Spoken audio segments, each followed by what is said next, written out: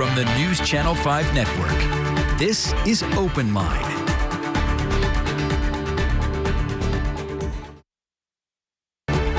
Hello, everyone. Welcome to OpenLine. Glad you're with us tonight. We are talking tourism. We're talking tourism with the person who knows about it best here in Nashville, the CEO of the Nashville Convention and Visitors Corporation, Butch Spyridon. Butch, thank you for being here. My pleasure. Thanks for having me. Coming on for the whole hour to talk about all kinds of stuff. There's plenty to talk about. There's a lot to talk about. We talk about the future, the past, what the Visitors Corporation is, and all of that. But let's just start right off the bat. Where are we as far as tourism now as opposed to before the pandemic? Have we come back from the pandemic? Is it at the same level, higher, lower? Where are we? So overall, better, higher. We're on a roll that we didn't see coming as fast.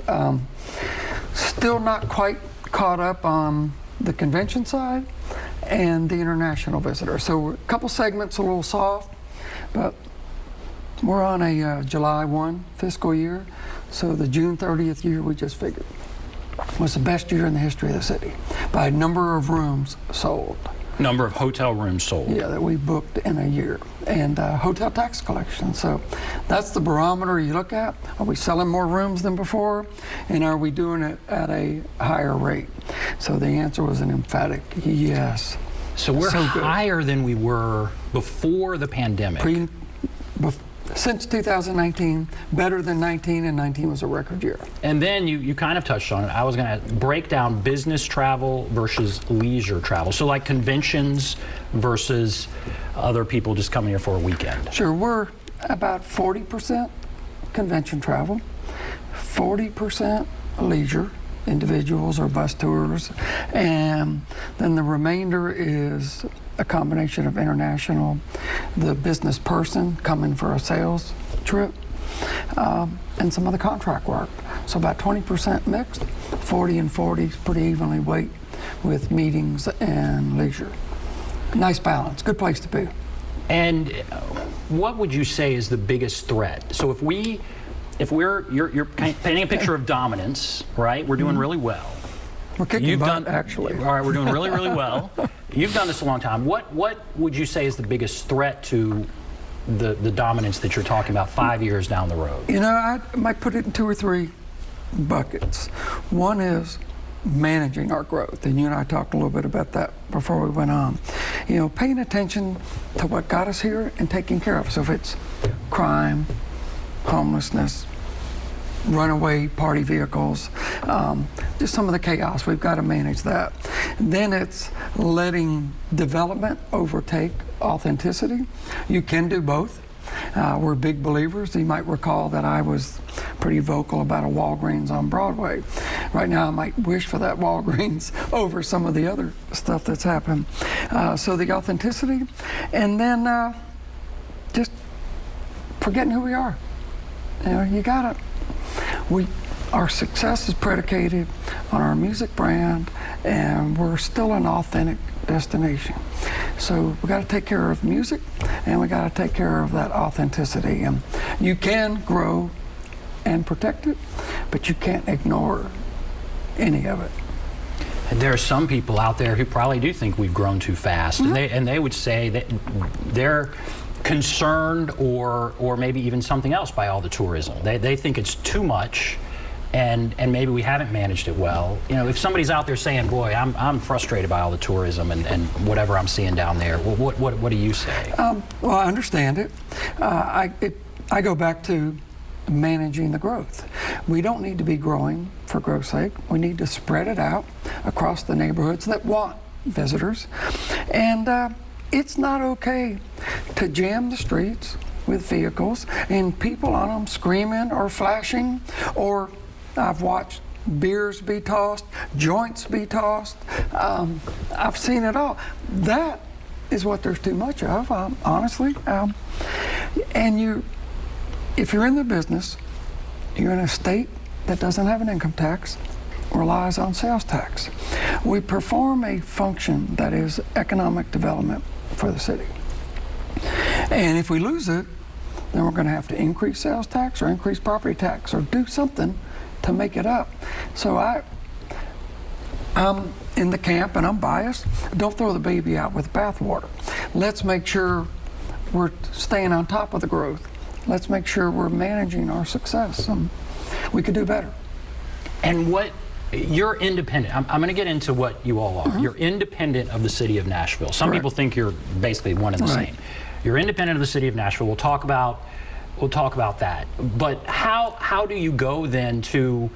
It sounds like you express some frustration at the ability of the city to manage the growth. Your job has got to bring growth in, tourism in, but it sounds like there's sometimes you're like, we've had to shift responsibilities, but I'm sorry, go ahead. Well, so what do you say to the city and how could we better manage it? So the city has paid attention, they are listening. We funded the lobbyists and funded the drafting of legislation, this is just an example, to get bills passed at the state so that the city could have the authority to further regulate the vehicles, is the example. But that's not our job. But you sit back, you know you're going to get blamed. I know I'm going to get blamed.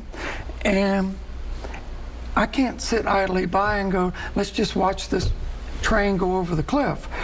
Somebody's got to speak up, and more often than not, it's us. I wish I had more support in that, because sometimes it's lonely when you're going after some of those things that are maybe less fun than booking a convention or hosting a big event. But somebody's got to do it, so our organization oftentimes steps up.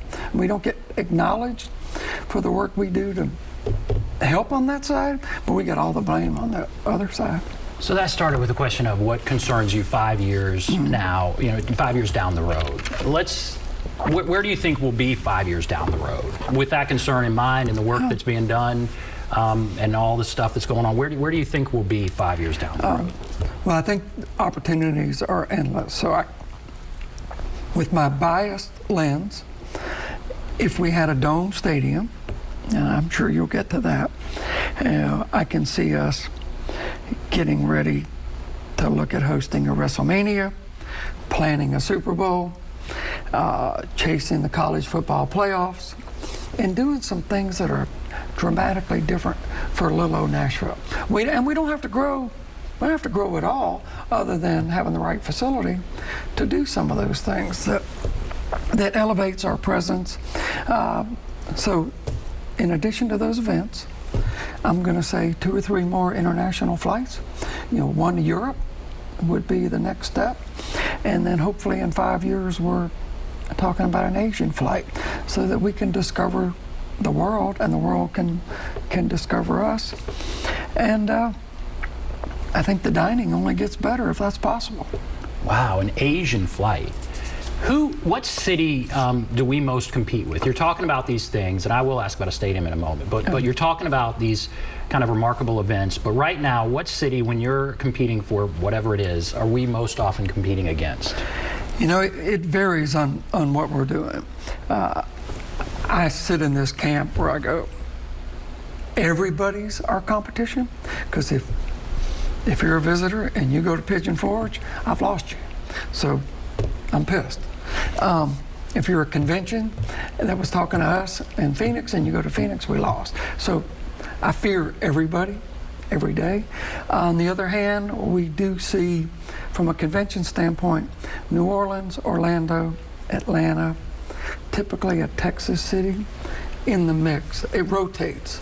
But we're so unique because we don't have the normal assets that other cities have. We don't have a beach. We don't have the world's biggest airport. We don't have a theme park. We don't have gaming. We don't have any of the normal demand generators. And so we had to make it up. Music did it. Dining is helping a lot right now. And the citizens that live here, maybe a further dive, we've done some research. And one of the most shocking things, good shocking, was Nashvillians generally have a sense of pride about tourism. And we get to show our city off, we get to entertain. But what they don't like is the out of control, growth or management, or lack of management of some of that. And we couldn't agree more. You can do both. Just a flat-out believer. If you're smart, you're intentional, you can have your cake and eat it too.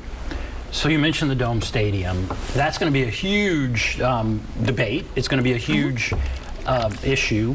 I think I know where you come down. What will you be saying about the Dome Stadium? I guess kind of make the argument for it. So a couple things. I would say we had to fight to get the arena. We had to fight to get the Titan Stadium approved, and almost 60% of the public voted to do it. And then we had the worst fight for the convention center. All three have been enormously successful and benefited this city.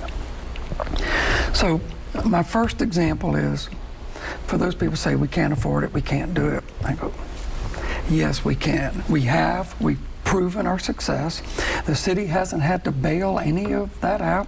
The center will have given the city over $100 million over the last 3 years. The convention center. Convention center, yes, thank you. So then I'll shift to the stadium. The city owes the Titans around $30 million today. In prior expenses, the Titans did that the city should have done, but the Titans did it and said, don't worry about paying us. This just goes back years. We're going to try to build a stadium. They're not doing it to curry favor. They had already been doing this. Take your time, let's figure this out. So the city owes $30 million. The city's on the hook for the next 17 years to keep that stadium upgraded. That could be another $500 million general fund. So 30 million is general fund, renovation, and their current lease is general fund. And then there's a lot of land. The Titans control the land. So if you do the deal that I think is coming, the Titans will relieve the city of the $30 million. Revenue bonds with dedicated revenue streams, not general fund, will pay for it. And the city will get 17 acres back from the Titans to develop and generate more sales tax and more property tax with office, retail, residential. And downtown can't take any more. It needs to hop across the river because we're filling up. There's not much real estate left to do anything. It was a big battle for the convention center. You want to see some scars? Do you think this will be equal or not? I mean, there might be a lot of people that, feel differently. I really don't know. But what do you anticipate as somebody? I think for sure it'll get a bit ugly. But I think if people truly look at the facts, what I just outlined, the city is on the hook for hundreds of millions of dollars.